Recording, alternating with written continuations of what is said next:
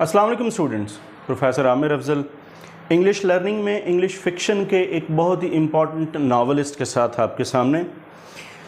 इस important novelist की life history में जाने से पहले मैं एक चीज़ बता दूं कि इससे पहले जो हमने पिछले जो लेक्चर्स थे उसमें एक चीज़ बड़ी ख़ास तौर पे डिस्कस की थी, वो ये थी कि जितने भी राइटर्स हैं, ख़ास तौर पे हमने नावलिस्ट को देखा, बाकी तकरीबन हर जॉनरा में ये चीज़ मौजूद है।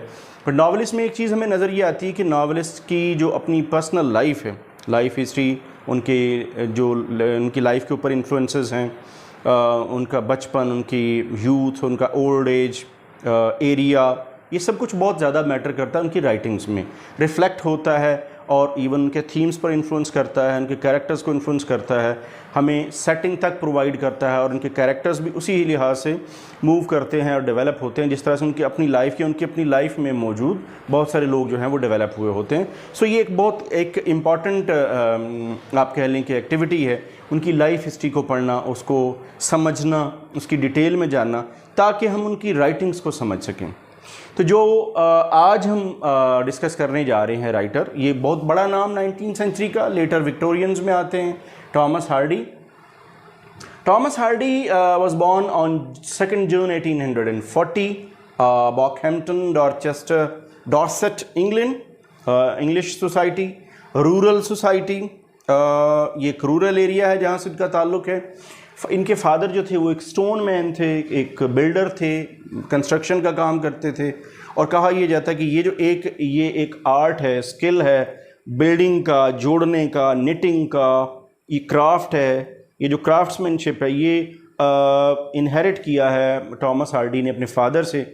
कुछ क्रिटिक्स ये भी लिखते हैं कि जिस तरह से एक बिल्डर ईंटें जोड़ के या ब्लॉक्स जोड़ के एक बिल्डिंग बनाता है, बिल्कुल उसी तरह से वर्ड्स को जोड़ के, चैप्टर्स को जोड़ के, ख्यालात को इकट्ठा करके, उसके अमेलगम, उसके कम्बिनेशन से जैसे एक अच्छी खूबसूरत कहानी जो हार्डी ने बनाई, उसके पीछे इसको एक इनहेरिटेंस में मिला हुआ एक आर्किटेक्ट या एक बिल्डर वाला जो एक आप कह लें इन्फ्लुएंस है, वो ज़रूर मौजूद है।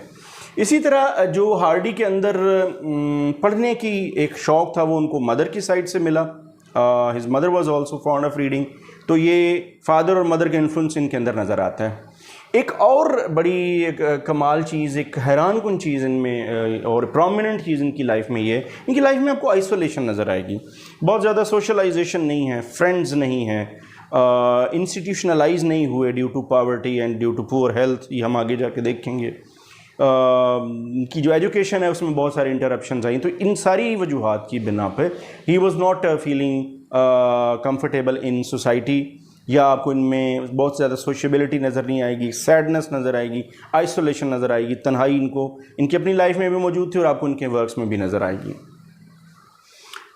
इससे आगे जाने से पहले मैं एक चीज़ और बता दूं कि जिस एरिया से इनका ताल्लुक़ है, वेसेक्स, वो नॉवेल्स में भी नज़र आता है, तो वो एरिया इनकी राइटिंग्स में बहुत गहरा असर डालेगा इनके ऊपर, इनकी फैमिली के ऊपर, और जो माइंड ऑफ टॉमस हार्डी इसके ऊपर इनके अपने एरिया का बहुत गहरा इन्फ्लुएंस है, और वो हमें इनकी नॉवेल्स में भी नज़र आएगा, वो आगे जाके हम इंशाल्लाह देखेंगे। प्राइमरी एजुकेशन उन्होंने हासिल की 16 ईयर्स की एज तक। उसके बाद फिर इनको एक अप्रेंटिसशिप लेनी पड़ी विद मिस्टर जॉन हिक्स, एक लोकल आर्किटेक्ट थे, उनके साथ इन्होंने काम किया। कुछ अर्सा काम करने के बाद ये क्योंकि बहुत ज़्यादा अपना जो तालीम है वो आप कंटिन्यू नहीं कर पाए, at the age of 22 London के लिए रवाना हुए। वहाँ पर इनको एक और आर्किटेक्ट के साथ काम करना था, लेकिन कुछ ही अरसे के बाद फिर इनको वापस आना पड़ा। लेकिन जो इनका स्टे था वहाँ पे इन्होंने रॉबर्ट ब्राउनिंग को पढ़ा, स्विनबर्न को पढ़ा, चार्ल्स डार्विन को पढ़ा, जो थियरी ऑफ एवोल्यूशन, और जिसने बहुत ज़्यादा इन्फ्लुएंस किया 20th सेंचुरी लिटरेचर को लेटर ऑन। तो इनका इन्फ्लुएंस बहुत ज़्यादा है। सो लंदन का जो इनका स्टे है वो बहुत ज़्यादा प्रोडक्टिव रहा, लेकिन पुअर हेल्थ की वजह से ही had to come back to his native area, और आके फिर वही जॉब वहीं से शुरू की जहाँ छोड़ी थी, जॉन हिक्स के साथ, जो लोकल आर्किटेक्ट है। तो फिर ये वहाँ से इन्होंने अपनी जॉब जो है वो दोबारा से कंटिन्यू की। फाइनेंशियल कंडीशंस क्योंकि बहुत ज़्यादा अच्छी नहीं थी, कॉन्स्टेंट्स बहुत ज़्यादा थी, तो यूनिवर्सिटी एजुकेशन नहीं ले पाए, बहुत ज़्यादा इनके ऊपर फॉर्मल एजुकेशन नहीं ले पाए। बहरहाल इनकी जो क्रिएटिविटी थी वो स्टार्ट हो चुकी थी। इन 1867 इनका पहला work the poor man and the lady publish हुआ। اسی طرح چلتا گیا سلسلہ ڈیسپریٹ ریمیڈیز 1971. پہلی شادی ان کی 1874 میں ایما کے ساتھ ہوئی. اچھی انڈرسٹینڈنگ والی شادی تھی، لیکن ڈیو ٹو سرٹن ریزنز یہ شادی بہت زیادہ سکسیزفل ثابت نہیں ہوئی، اور یہ اپنی ایج کے آخری حصے میں انہوں نے پھر چھوڑ کے تو ایک اور خاتون سیکنڈ میرج پھر ان کی فلورنس ایملی ڈگڈیل کے ساتھ ہوئی.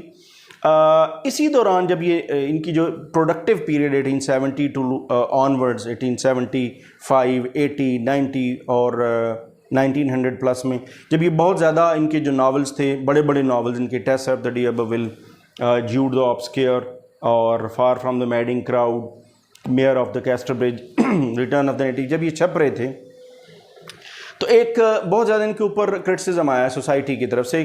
یہ ہم سب جانتے ہیں کہ جو وکٹورین ایج تھی ایک بڑی اسٹرکٹ morality والی ایج تھی، تو ایج نے ایکسیپٹ نہیں شاید کیا اس طرح سے ان کے ناولز کو. سوسائٹی نے یہ امپریشن لیا، لوگوں نے یہ امپریشن لیا، پڑھنے والوں نے، کرٹکس نے یہ امپریشن لیا کہ شاید ان کے یہاں امورالٹی، سیکس، عورت کا بہت زیادہ استعمال، بہت زیادہ ایکسپلوٹیشن، یہ سب کچھ جو تھا وہ میچ نہیں کرتا سوسائٹی کے ساتھ، تو یہ اس لیے ان کے اوپر کرٹیسزم ہوا ہے. کسی حد تک ڈسکریج بھی ہوئے، اور ڈسکریج ہو کے تو انہوں نے اپنے جو فکشن تھی وہاں سے رخ موڑا، پھر یہ پوئٹری کی طرف بھی آئے، شارٹ سٹوریز کی طرف بھی آئے، وہ بھی لکھیں.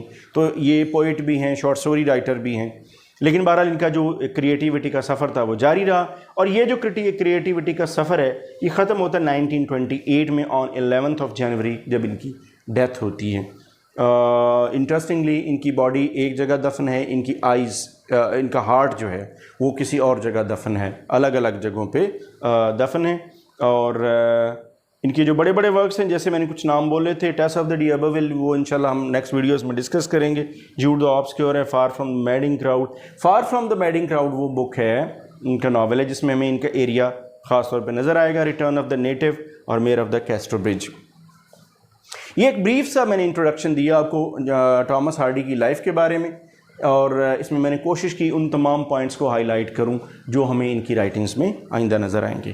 وہ جو پوائنٹس ہیں وہ کون سے ہیں اور وہ کس طرح سے ان کی رائٹنگز کے اندر موجود ہیں، یہ جاننے کے لیے آپ دیکھیے next video on taste of the ڈیابرول. Us video میں صرف اتنا ہی. Thanks for watching.